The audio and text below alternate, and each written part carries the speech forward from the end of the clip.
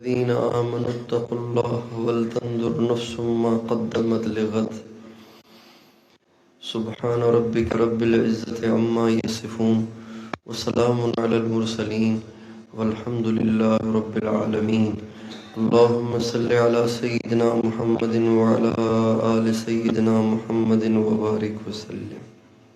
میرے محترم دوستوں اور بزرگوں، انسان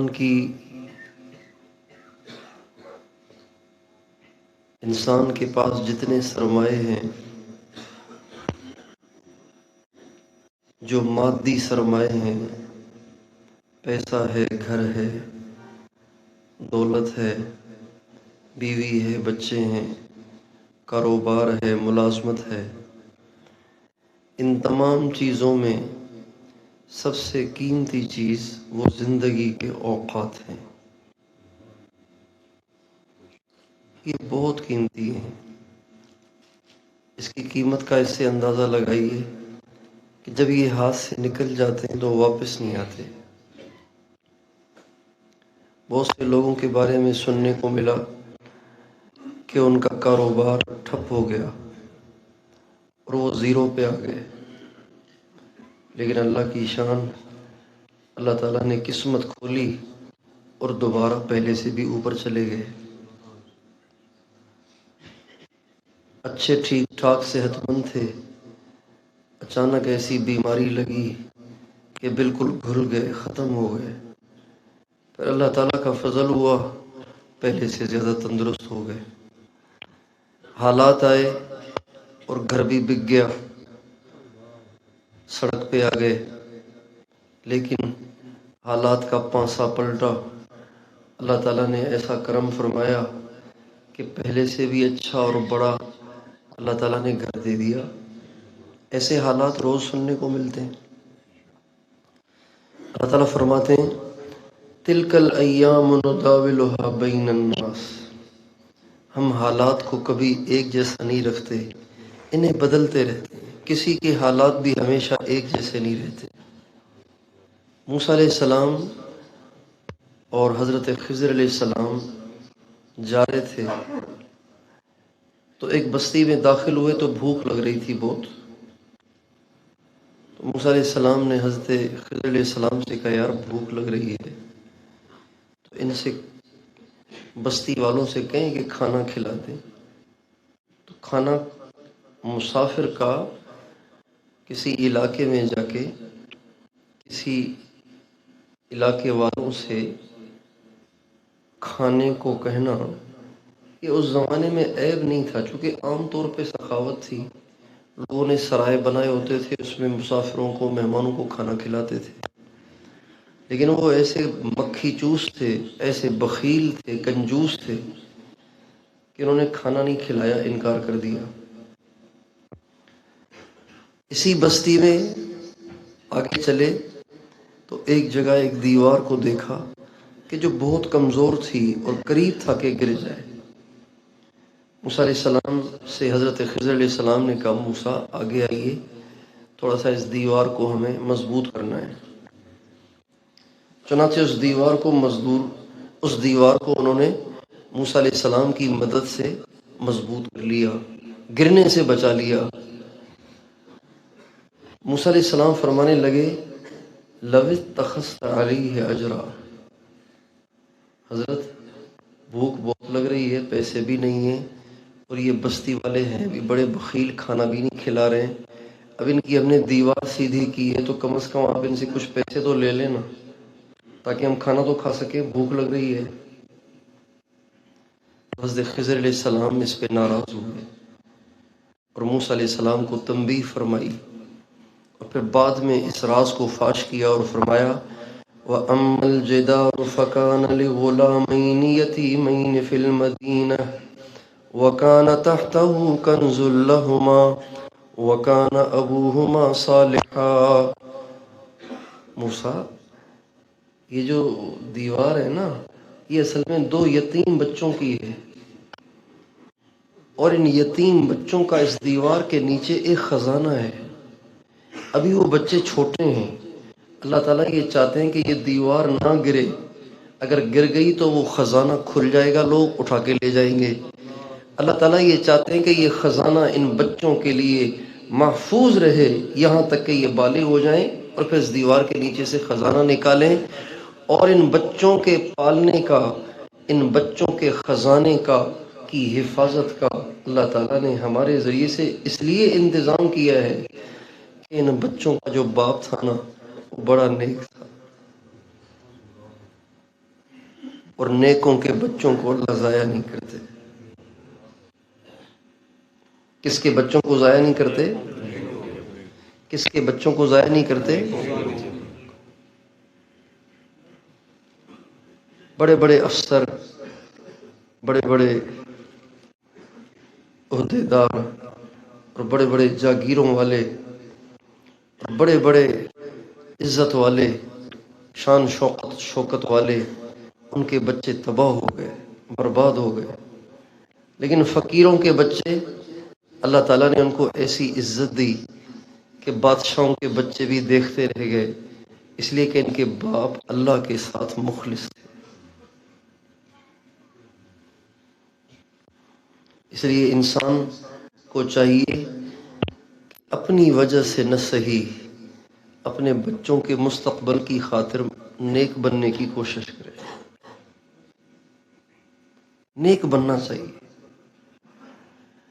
نیک بننے والے کے بچوں کو اللہ ضرور نیک بناتے ہیں، الا یہ کہ انہی سے کوئی ایسی خطا ہو جائے کہ اللہ تعالیٰ ان کے بچوں کو نیکی سے محروم کر دے۔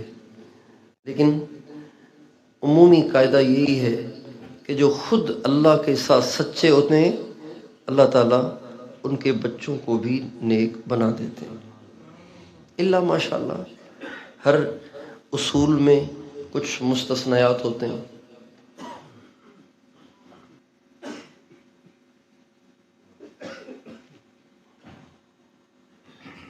حضرت عمر بن عبدالعزیز رحمۃ اللہ علیہ کہ جب انتقال کا وقت آیا تو ان کے چچا زاد بھائی مسلمہ بن عبد الملک وہ ان کے پاس آئے، ان کو زہر دیا گیا تھا، تو ابھی ان کے آخری لمحات تھے، تو مسلمہ کہنے لگے کہ عمر تم نے اپنے بچوں کے ساتھ اچھا نہیں کیا۔ کہا کیوں؟ کہا اس لیے کہ تم نے ان کے لیے کچھ چھوڑا ہی نہیں ہے، پیچھے زندگی کیسے گزاریں گے؟ تم نے تو برباد کر دیا ان کو۔ تم جو مال چھوڑ کے جا رہے ہو اس مال میں تمہارے بچوں کا جو حصہ بنتا ہے وہ بنتا ہے 2 درہم۔ کتنے درہم؟ 2 درہم یہ چھوڑ کے جا رہے ہیں آپ، جبکہ آپ آدھی دنیا سے زیادہ کے بادشاہ ہیں، 2/3 دنیا کے بادشاہ ہیں، 2 درہم چھوڑ کے جا رہے ہیں بچے کے لیے۔ تو فرمانے لگے یہ تم کہہ رہے ہو یا بچوں نے تم سے کہلوایا ہے؟ کہ نہیں تو میں اپنی طرف سے کہہ رہا ہوں۔ فرمانے لگے میرے بچوں کو بلاؤ۔ بچوں کو بلایا اور بچوں کو بٹھایا، اور پھر فرمانے لگے مجھے بھی اٹھا کے بٹھاؤ۔ چنانچہ ان کو بھی اٹھا کر بٹھایا گیا سہارے سے۔ جب اٹھ کے بیٹھ گئے تو فرمانے لگے میرے بچوں، اللہ تعالیٰ نے مجھے ایک عہدہ دیا تھا، عزت دی تھی، شان و شوکت دی تھی، بیت المال میرے قبضے میں تھا۔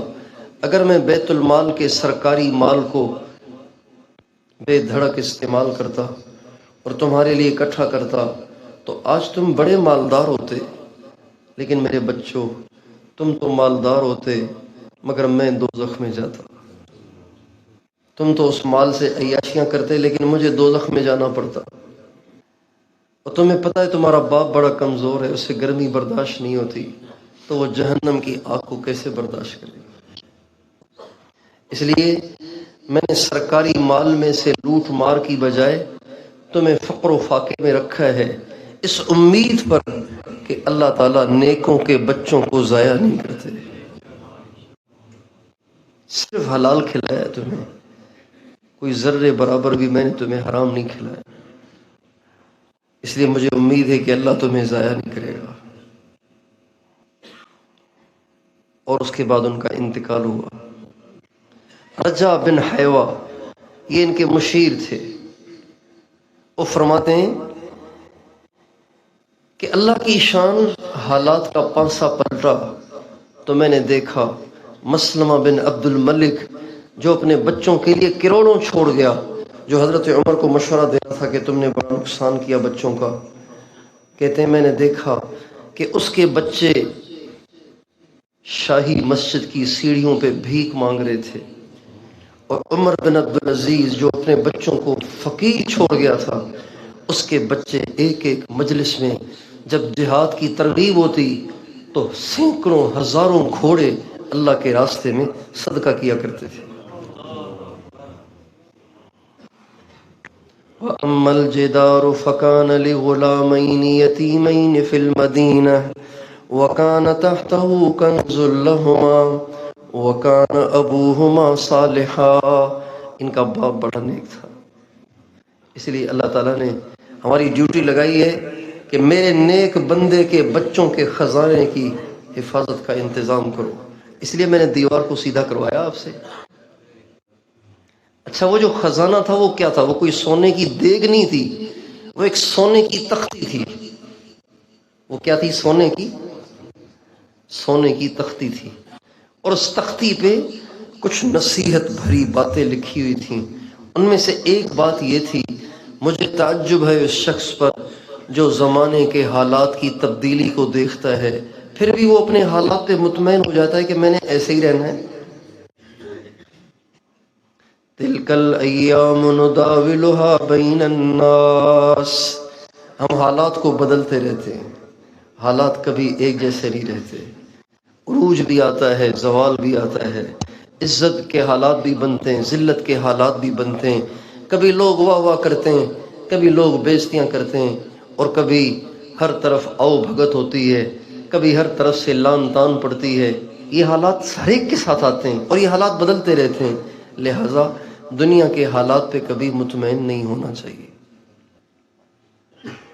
زندگی میں حاصل ہونے والی مادی دولتوں میں سے، مادی سرمایوں میں سے سب سے قیمتی سرمایہ وہ انسان کے اوقات ہیں۔ یہ ایسی دولت ہے جو واپس نہیں آتی، باقی دولتیں واپس چلی جاتی ہیں، چھن جاتی ہیں، اور جب چھن جاتی ہیں تو پھر واپس بھی آ جاتی ہیں، لیکن یہ دولت ایسی ہے جب چلی جائے تو پھر واپس نہیں آتی۔ میری اور آپ کی زندگی کے جتنے دن گزر گئے ہیں،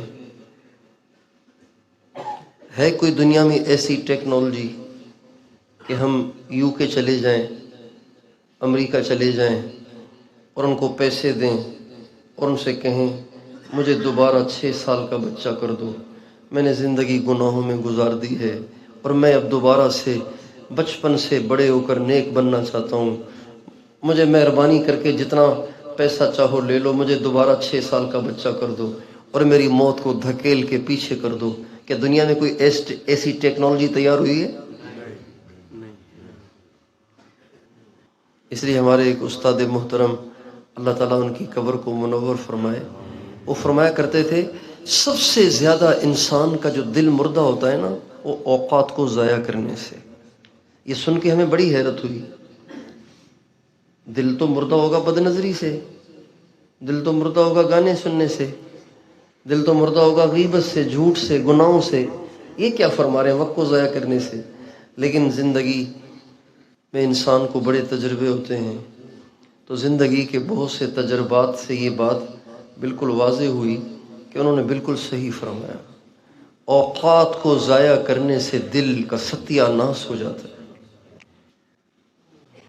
بیٹھے ہوئے بس ویسے ہی بیٹھے ہوئے ہیں، کبھی موبائل چیک کر رہے ہیں، کبھی جیب میں چیک کر رہے ہیں، کبھی بٹوا نکال کے چیک کر رہے ہیں، کبھی ادھر دیکھ رہے ہیں، کبھی ادھر دیکھ رہے ہیں، ویسے ہی بیٹھے ہوئے ہیں۔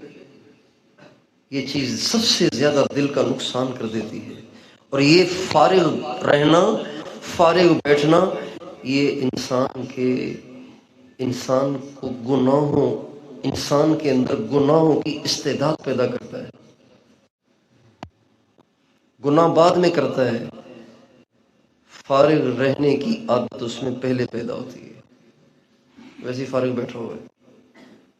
ہمارے حضرت جی مولانا انعام الحسن صاحب رحمۃ اللہ علیہ جو تبلیغ کے تیسرے امیر تھے، وہ فرماتے تھے ہر وقت کچھ نہ کچھ کرتے رہو، کوئی کام نہیں سوج رہا تو پڑے سو جاؤ، اوقات کو ضائع نہ کرو۔ کم از کم نیند تو پوری ہو جائے گی نا، فریش تو ہو جاؤ گے نا، گناہ تو نہیں کرو گے نا، کچھ نہ کچھ کرتے رہو۔ کچھ نہیں سوج رہا تو تکیہ رکھ کے سو جاؤ، وقت ضائع نہ کرو۔ اور ہمارے اکابر جن جن سے اللہ نے اعلیٰ درجے پر کام لیا اور ان کو اعلیٰ درجے کا اپنا قرب اور تعلق عطا فرمایا، ہم ان کی زندگیاں دیکھتے ہیں تو انہوں نے اوقات کو ایسے خرچ کیا جیسے ہم پیسے خرچ کرتے ہیں۔ جب ہم دکان پہ جاتے ہیں، دکاندار سے پوچھتے ہیں یہ چیز کتنے کی ہے، وہ کہتا ہے 150 کی۔ اب چاہے وہ 150 ہی کی ہو، بیچارے کو شام ہو گئی ہے، اب اس نے چیزیں نکالنی ہیں، لیکن ہم نے پھر بھی کہنا ہے نہیں، اور یہ تو 100 روپے کی ہے، آپ خواہ مخواہ 150 کہہ رہے ہیں، خواہ مخواہ اس کو ہم گھٹوائیں گے۔ کبھی بھی ہم دکاندار سے کوئی ریٹ، کسی چیز کا ریٹ معلوم کر کے فوراً ہی کہتے ہیں ہاں جی لے لو پیسے، ضرور کم کرواتے ہیں۔ ہم گئے صومالیہ، تو صومالیہ جب مرکز میں پہنچے تو تشکیل دینے سے پہلے صومالیہ مرکز والوں نے کہا بھائی ہم پاکستانی جماعتوں سے مذاکرہ کرتے ہیں، آپ ذرا بیٹھیں، آپ سے بات ہوگی، پھر اس کے بعد جانا آپ اپنے رخ پر۔ چنانچہ وہاں کے جو امیر صاحب تھے، شیخ اسماعیل، انہوں نے ہماری جماعت سے مذاکرہ کیا۔ مذاکرے میں ایک بات پہ بڑا زور دیا، فرمانے لگے تم یہاں جہاں بھی جاؤ، اس پورے ملک میں جہاں بھی جاؤ، جب بھی کسی دکان پہ جاؤ تو ریٹ کم نہ کروانا، یہاں کے لوگ اس کو برا سمجھتے ہیں، اس لیے کہ یہاں بددیانتی نہیں ہے، یہاں سب کے ریٹ فکس ہیں اور وہ کسی کے ساتھ بے واجبی نہیں کرتے، بلکہ جتنا ان کو نفع لینا ہوتا ہے وہ تھوڑا سا ہوتا ہے، بس وہ ان کو دینا چاہیے اور ان سے ریٹ کم نہ کروائیں۔ اگر آپ نے ایک دفعہ بھی ان سے کہا نا کہ ریٹ کم کرو، وہ مفت میں دے دیں گے آپ کو۔ لیکن ہم بھی الحمدللہ پاکستان کے تھے تو ہماری عادت تو کہتے ہیں نا جبل گردد جب جبلت نہ گردد، پہاڑ اپنی جگہ سے ٹل جاتے ہیں لیکن عادتیں نہیں بدلتی۔ تو ہماری وہی عادت رہی، گوشت لینے جائیں تو بھی کہیں نہیں تھوڑا سا کم کرو۔ تو کئی دفعہ ہمارے ساتھی مفت میں لے کے آئے، ہم ان سے پوچھے بھائی کیا مسئلہ ہوا، کہنے لگے بس وہ ہم نے ان سے کہا کہ کم کر دو، ان کا ویسے ہی لے جاؤ۔ تو ہم دکان پہ جاتے ہیں نا تو ہم ضرور ریٹ کم کرواتے ہیں۔ اب دکاندار بھی سمجھ گئے کہ پاکستانی عوام نے کم تو ویسے ہی کروانے، لہذا اٹھا کے بتاؤ ان کو، ذرا تکنا چگنا کر کے بتاؤ، کم تو ویسے ہی کروانا ہے۔ ایک دکان پہ میں گیا کمبل لینے کے لیے، میں کہا کتنے کا ہے، کہا 4,500 کا۔ تو چونکہ میرا تعلق بھی میمن برادری سے، اللہ معاف کرے، تو میں نے کہا بھی یہ تو 1,500 کا ہے۔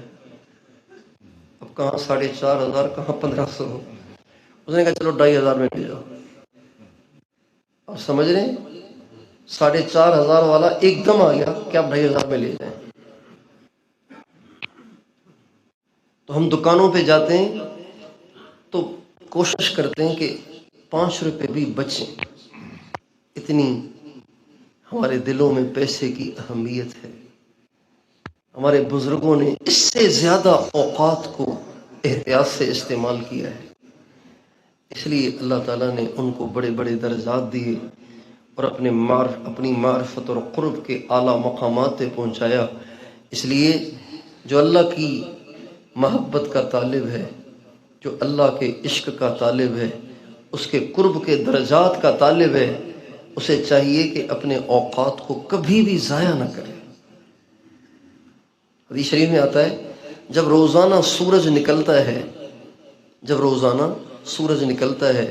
تو وہ سورج اعلان کرتا ہے اے آدم کے بیٹے، آج میں تیری زندگی میں آیا ہوں، جو کرنا ہے کر لے، اب میں تمہاری زندگی میں دوبارہ کبھی نہیں آؤں گا۔ اب یہ جو آج کا دن ہے نا، آج کیا تاریخ ہے، آج 23 تاریخ ہے نا، 23 دسمبر 2023 ہفتے کا دن، یہ زندگی میں کبھی آئے گا؟ اب یہ ماضی بن جائے گا، ماضی بن جائے گا، کچھ یاد رہے گا پھر یاد بھی نہیں رہے گا۔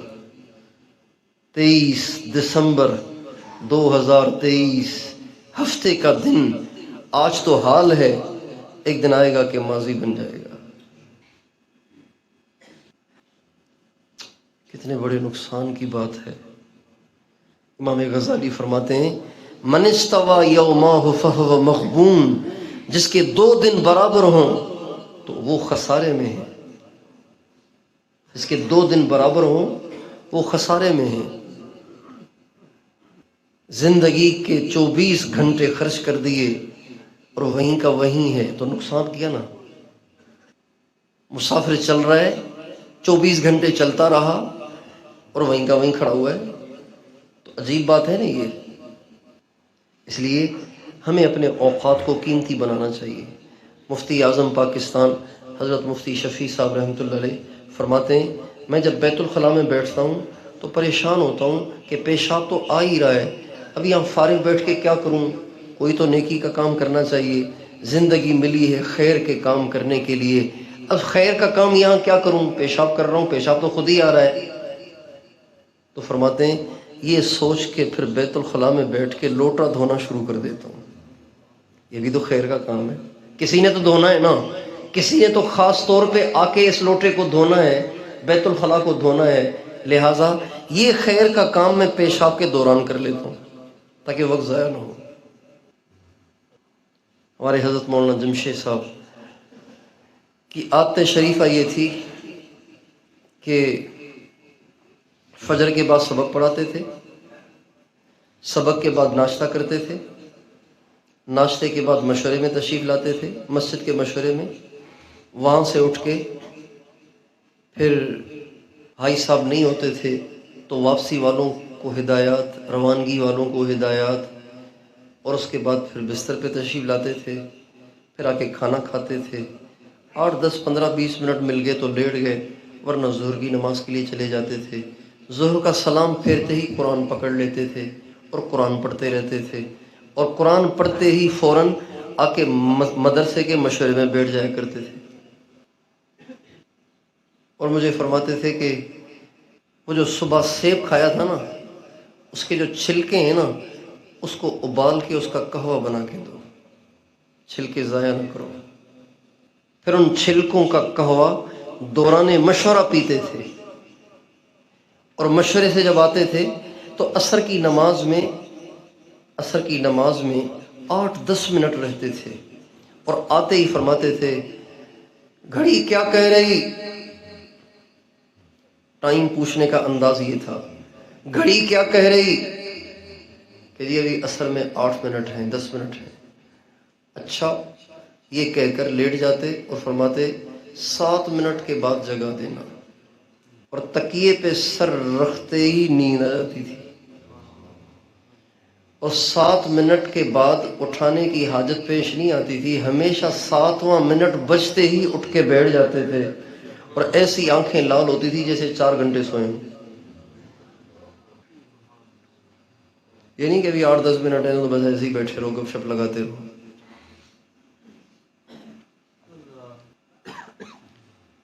ہم لوگ بہت وقت ضائع کرتے ہیں، بہت وقت ضائع کرتے ہیں۔ انہی اوقات میں کمانے والوں نے کیا کچھ کمایا۔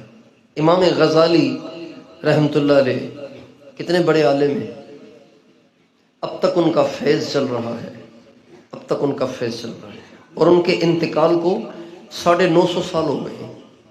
کتنے سال ہو گئے؟ 950 سال، اب بھی ان کا فیض چل رہا ہے۔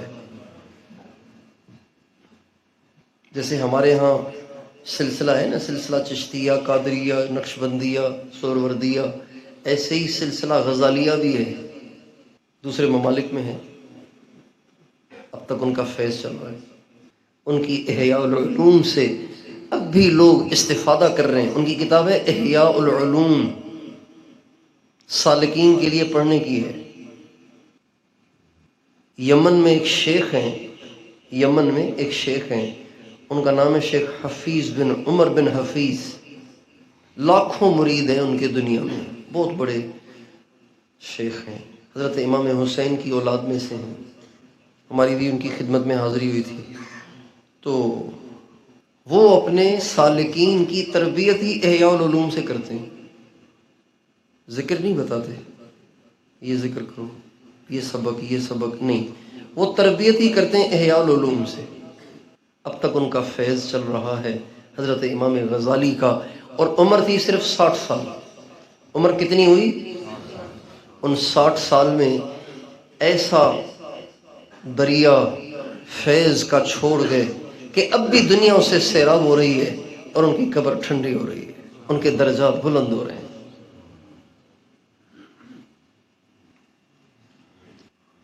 60 سال میں اتنی کمائی کر گئے کہ 9.5 صدیاں بعد بھی ان کا فیض چل رہا ہے اور ان کا کھاتا کھلا ہوا ہے۔ حضرت جی مولانا محمد یوسف صاحب رحمۃ اللہ علیہ، جو تبلیغ کے دوسرے امیر ہیں، جن کے ذریعے سے اللہ تعالیٰ نے تبلیغ کو عالمگیریت بخشی، جن کے ذریعے سے ملکوں میں دین پہنچا، ملکوں میں دعوت کا پیغام پہنچا، ان کی ٹوٹل عمر 48 سال۔ ٹوٹل عمر کتنی؟ ٹوٹل عمر کتنی؟ 48 سال۔ ان 48 سال کی عمر میں وہ کروڑوں انسانوں کی ہدایت کا ذریعہ بنے، اور ایسی کتاب چھوڑ گئے حیات الصحابہ کہ عرب علماء بھی حیران ہیں، اور روحانیت نے وہ مقام پایا کہ جب مولانا الیاس صاحب کا انتقال ہوا، مولانا الیاس صاحب کے انتقال کا وقت قریب ہوا، تہجد کا وقت تھا، تو مولانا الیاس صاحب نے میاں جی محراب سے فرمایا یوسف کو تو بلاؤ۔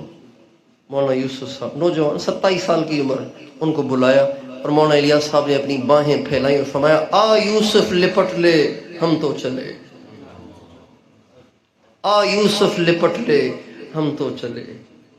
جب یوں کہا تو مولانا یوسف صاحب ان کے سینے پہ گر گئے، باپ مر رہا ہے، سینے پہ گر گئے۔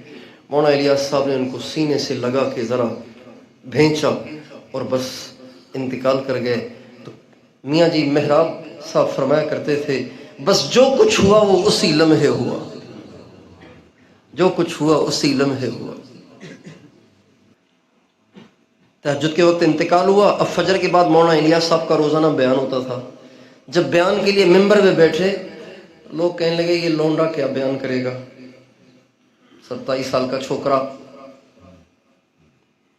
ہندوستان والے کہتے ہیں لونڈا، یہ لونڈا کیا بیان کرے گا، 27 سال کا چھوکرا کیا بیان کرے گا۔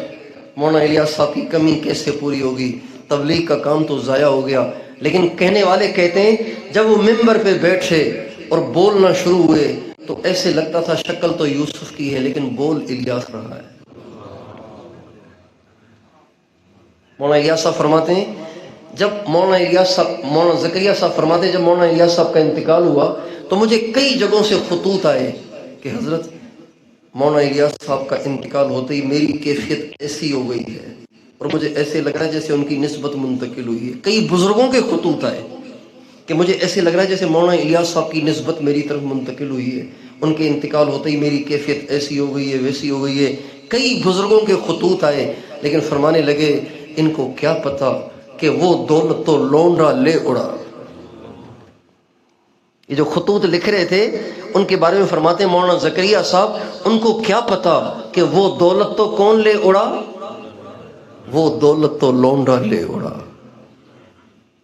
مولانا یوسف صاحب کے نکاح میں حضرت شیخ الحدیث مولانا زکریا صاحب کی بیٹی تھی، تو اپنی بیٹی سے فرمانے لگے اب یوسف کو ناراض نہ کرنا کبھی، اس لیے کہ یوسف اب وہ نہیں رہا۔ اور مولانا زکریا صاحب یہ بات فرمایا کرتے تھے۔ اچھا پھر یہ بات ہوئی 1944 میں، مولانا الیاس صاحب کی نسبت منتقل ہوئی 1944 میں۔ 1957 میں 1957 میں شیخ الاسلام والمسلمین قطب الارشاد حضرت مولانا سید حسین احمد مدنی کا انتقال ہوا، تو مولانا زکریا صاحب فرماتے ہیں ان کی نسبت بھی یوسف میں منتقل ہوئی۔ فرماتے ہیں جب حضرت مدنی کا انتقال ہوا تو یوسف میں ایک جرت آ گئی، وہ حکومت کو بھی سیدھی سیدھی سنانے لگے۔ میں سمجھ گیا کہ حضرت مدنی میں جو جرت تھی اللہ تعالیٰ نے وہ ان کی طرف منتقل کر دی۔ 1962 میں 1962 میں جب قطب الارشاد قطب الاقطاب حضرت مولانا شاہ عبد القادر رائے پوری رحمۃ اللہ علیہ کا انتقال ہوا تو مولانا زکریا صاحب فرماتے ہیں ان کا انتقال ہوتے ہی یوسف کے بیانات میں ایک عجیب سی انوارات کی بارش شروع ہو گئی. میں سمجھ گیا کہ حضرت رائے پوری کی نسبت بھی اس کی طرف منتقل ہو گئی 1962 میں، جبکہ عمر تھی صرف 45 سال. اور جب یہ ہوا نا تو حضرت شیخ مولانا زکریا صاحب جو ان کے استاد بھی تھے، ان کے شیخ بھی تھے اور ان کے سسر بھی تھے، وہ فرماتے تھے کان مملوکی فاضحى مالکی ان هذا من اعاجیب الزمن، یہ تو میرا غلام تھا اب تو میرا آقا بن گیا ہے. زمانے کی عجیب باتوں میں سے یہ بھی ایک عجیب بات ہے. یہ تو میرا غلام تھا اب میرا آقا ہو گیا ہے. اور زمانے کی عجیب باتوں میں سے ایک یہ بھی ہے اتنی بڑی بڑی روحانیت کی سیڑھیوں پہ وہ چڑھے اور عمر کتنی ملی؟ صرف 48 سال. 48 سال کی عمر میں انتقال ہوا. جب 48 سال کی عمر میں انتقال ہوا تو کسی کے وہم و گمان میں بھی نہیں تھا. تو دنیا بہت روتی تھی، بہت پریشان ہوئی. ایک رشتہ داروں میں سے کوئی بہت پریشان تھا، روتا تھا. جب ان کا انتقال ہوا اور یہ بہت زیادہ رو رہے تھے تو حضرت کو خواب میں دیکھا. ان کا آپ اتنا کیوں رو رہے ہیں؟ کہا حضرت آپ اچانک جو چلے گئے. فرمایا میں جب کبھی بھی بیان کرتا تھا اتنے انوارات اترتے تھے کہ میں برداشت نہیں کر سکتا تھا. آخری بیان جو میں نے لاہور میں کیا اس پہ تو اتنے انوارات اترے کہ مجھ سے برداشت نہیں ہوا، میں چلا گیا. 48 سال میں لوگ کیا کچھ کما کر لے گئے. اسی زندگی کو قیمتی بنا کر، گناہوں سے پاک رکھ کر، نیک کاموں میں اوقات کو صرف کر کے لوگ کہاں سے کہاں پہنچ گئے. حضرت پیران پیر غوث اعظم شیخ عبد القادر جیلانی کو کوئی الگ زندگی نہیں ملی تھی، کوئی 1000 سال کی زندگی نہیں تھی. اسی زندگی کا حصہ تھے وہ. یہی زمانے میں زندگی گزار کے وہ اس مقام کو پہنچے. اور انہی کا یہ شعر ہے افل الشموس الاولین وشمسنا ابدا على افق العلا لا تغرب. سارے ولیوں کے سورج غروب ہو گئے، ہمارا سورج قیامت تک چمکتا رہے گا. سارے ولیوں کی ولایتوں کے سورج اور ان کے فیض غروب ہو گئے، لیکن عبد القادر کا فیض قیامت تک جاری اور ساری رہے گا. چنانچہ ہمارے چاروں سلسلوں میں جو فیض ہے نا، چاروں سلسلوں میں جو فیض ہے وہ حضرت پیران پیر شیخ عبد القادر جیلانی کا ہے. قادریہ میں تو ہے ہی ان کا فیض، چشتیہ میں بھی ان کا فیض ہے. اس لیے کہ حضرت خواجہ معین الدین اجمیری رحمۃ اللہ علیہ اپنے شیخ خواجہ عثمان ہارونی رحمۃ اللہ علیہ کے پاس 20 برس گزار کر جب وہاں سے چلے تو بغداد آئے اور حضرت پیران پیر کی خدمت میں رہے اور ان سے فیض لیا. تو چشتیہ میں بھی ان کا فیض، سہروردیہ میں بھی ان کا فیض. سہروردیہ سلسلہ چلا شیخ شہاب الدین سہروردی سے، اور یہ شیخ شہاب الدین سہروردی یہ علم کلام کے دیوانے تھے. علم کلام مناظرے کے دیوانے تھے. بس یہ کہتے تھے میں سارا دن مناظرہ ہی کرتا ہوں. علم کلام کی کئی کتابیں ان کو یاد تھیں. ان کے جو چچا تھے شیخ ابو النجیب عمر سہروردی، وہ ان کو حضرت پیران پیر کی خدمت میں آئے.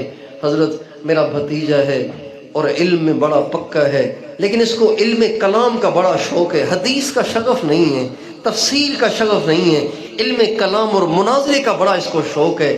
حضرت پیران پیر فرمانے لگے برخوردار کون سی کتابیں پڑھے ہو؟ کہتے ہیں یہ سوال کرتے ہی کتابوں کے علوم تو کیا، میں کتابوں کے نام بھی بھول گیا. حضرت نے سینے پہ ہاتھ پھیرا تو ایسے ہوا جیسے میں نے علم کلام کبھی سنا ہی نہیں. میں سمجھ گیا کہ یہ حضرت کی کرامت ہے کہ حضرت نے میرے دل کے اندر جو یہ خواہش اور میلان تھا وہ اپنے تصرف سے ختم کر دیا. اس کے بعد اللہ تعالیٰ نے ان کو ولایت کا شوق دیا اور پھر وہ اتنی انہوں نے محنت کی کہ اللہ تعالیٰ نے ان کو ایک سلسلے کا بانی بنا دیا, سلسلہ سہروردیہ کا. اور حضرت غوث بہاء الدین زکریا جن کا ملتان میں مزار ہے یہ انہی کے خلیفہ ہیں. یہ بھی حضرت پیران پیر کا فیض ہے. اور سلسلہ عالیہ نقشبندیہ میں بھی انہی کا فیض ہے. ایک دفعہ حضرت پیران پیر رحمۃ اللہ علیہ جنگل میں مراقب تھے, اچانک فرمانے لگے, اچانک ہندوستان کی طرف منہ کر کے فرمانے لگے کہ ہاں میرے سے 500 برس کے بعد ہندوستان سے ایک ولی اٹھے گا جس کا نام احمد ہوگا, اس کے ذریعے سے مٹا ہوا دین زندہ ہوگا. اللہ تعالیٰ دین والوں کو عزت دے گا, کفر والوں کو ذلیل کرے گا. یہ کہہ کر اپنے فیض کو اپنے جبے میں ڈال دیا. اللہ والوں کے پاس اللہ تعالیٰ نے بڑی تصرفات رکھے ہوتے ہیں. اپنے فیض کو انہوں نے جبے میں جمع کیا اور اس جبے کو لپیٹ کے رکھ لیا اور انتقال کے وقت اپنے بیٹے کو دیا کہ بیٹا اس جبے کو سنبھال کے رکھنا, اسے پہننا نہیں, جو اس کا حقدار ہے اس تک پہنچ جائے گا. چنانچہ وہ چلتا رہا 500 برس گزر گئے. کتنے برس گزر گئے؟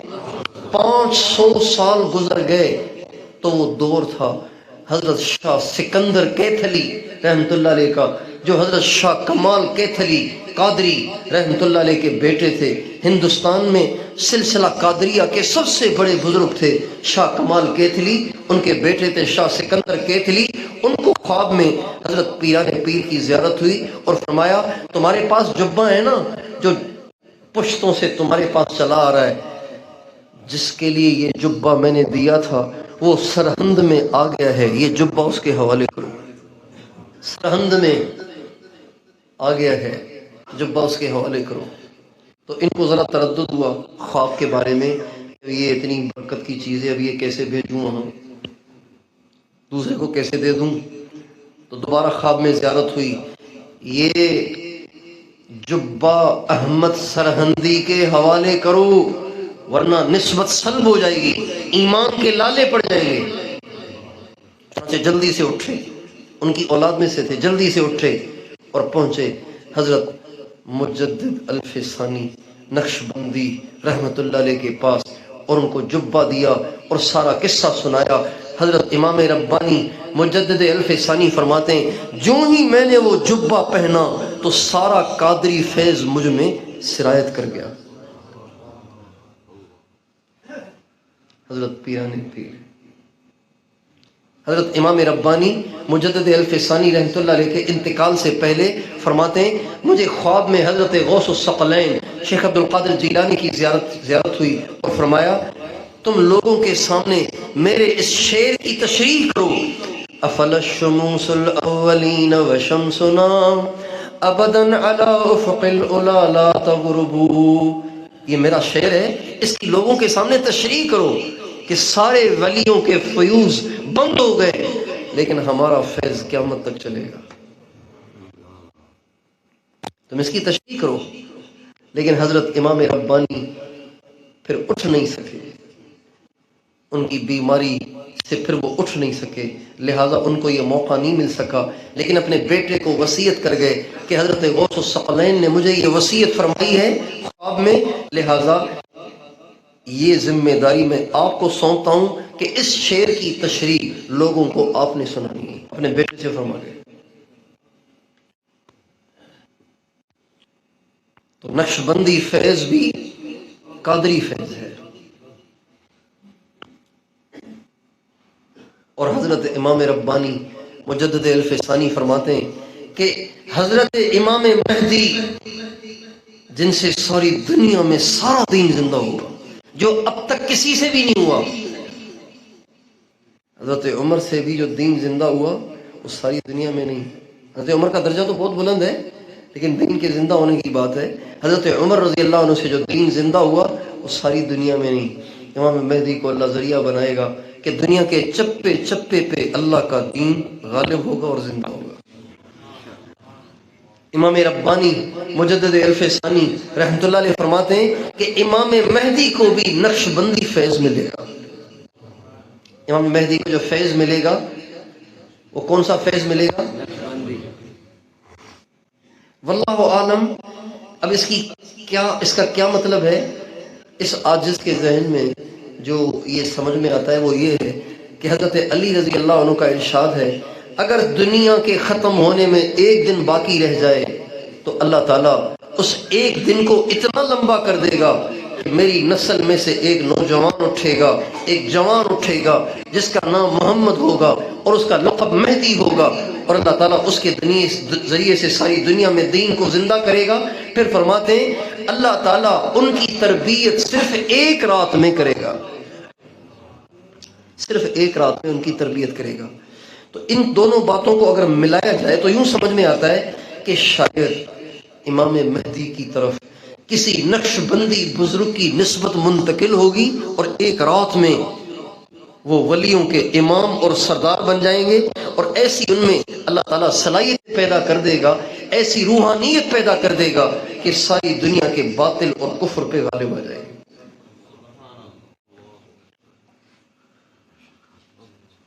اور حضرت امام ربانی کی عمر پتہ ہے کتنی تھی؟ 63 سال۔ 63 سال میں انتقال ہوا۔ تو بھائیو، اسی زندگی کو صحیح استعمال کر کے لوگ کیا کیا کما گئے، کہاں کہاں پہنچ گئے۔ ہم اور آپ بھی یہی زندگی گزار رہے ہیں۔ اگر ہم بھی اپنے اوقات کو قیمتی بنانے کی نیت کریں تو ہم بھی بہت کچھ کر سکتے ہیں۔ اس کی نیت کریں کہ کبھی بھی ہم اپنے اوقات کو ضائع نہ کریں، قیمتی بنائیں، کوئی پل ضائع نہ کریں۔ اور اس کی آسان صورت یہ ہے کہ اپنی زندگی کا نظام الاوقات بنائیں۔ اپنی زندگی کا کیا بنائیں گے؟ اتنے بجے اٹھنا ہے، اتنی دیر تک تہجد اور اعمال کرنے، فجر میں پہنچنا ہے، اشراق تک بیٹھنا ہے، اتنے بجے سے اتنے بجے تک واک کرنی ہے۔ واک بھی کرنی چاہیے، چہل قدمی بھی کرنی چاہیے، ایکسرسائز بھی کرنی چاہیے۔ جو لوگ ایکسرسائز کرتے ہیں، واک کرتے ہیں، ان کو مراقبے میں جلدی فائدہ ہوتا ہے، ان کے لیے گناہوں سے بچنا آسان ہوتا ہے۔ یہ آپ عجیب بات سن رہے ہوں گے، واک کرنے سے بھی انسان گناہوں سے بچتا ہے۔ ہاں، جو واک کرتے ہیں پابندی کے ساتھ، صبح سویرے نکل جاتے ہیں، ناک سے سانس لیتے ہیں، منہ سے نکالتے ہیں، آدھا پون گھنٹہ چہل قدمی کرتے ہیں، تیز تیز چلتے ہیں، ان کے لیے گناہوں سے بچنا آسان ہو جاتا ہے اور ان کی طبیعت میں بشاشت رہتی ہے۔ پھر نماز میں بھی مزہ آتا ہے، مراقبے میں بھی مزہ آتا ہے، تلاوت میں بھی مزہ آتا ہے، اور اخلاق بھی اچھے رہتے ہیں۔ ورنہ سارا دن منہ سوجا ہوا، چڑچڑی طبیعت اور عجیب سی کیفیت۔ مراقبے میں بیٹھو تو ادھر ادھر کے خیالات۔ نظام الاوقات، اتنی دیر واک کرنی، اتنی دیر میں ناشتہ کرنا ہے۔ یہ نہیں کہ اب ناشتے پہ بیٹھے تو بیٹھے ہی رہے، پون گھنٹے میں ناشتہ ہو رہا ہے۔ وقت مقرر کریں۔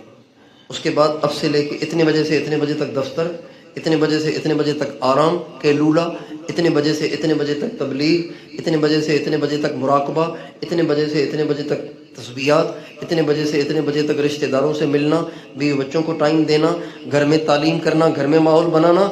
ہر چیز کا نظام بنائیں، نظام الاوقات بنا کے اپنے پاس رکھیں اور اپنے گھر میں لٹکا دیں۔ میں آپ کے سامنے کیسے اس نظام الاوقات کی اہمیت عرض کروں، میرے پاس الفاظ نہیں ہیں کہ یہ چیز کتنی اہم ہے اور اس سے کتنی ترقی ہوتی ہے۔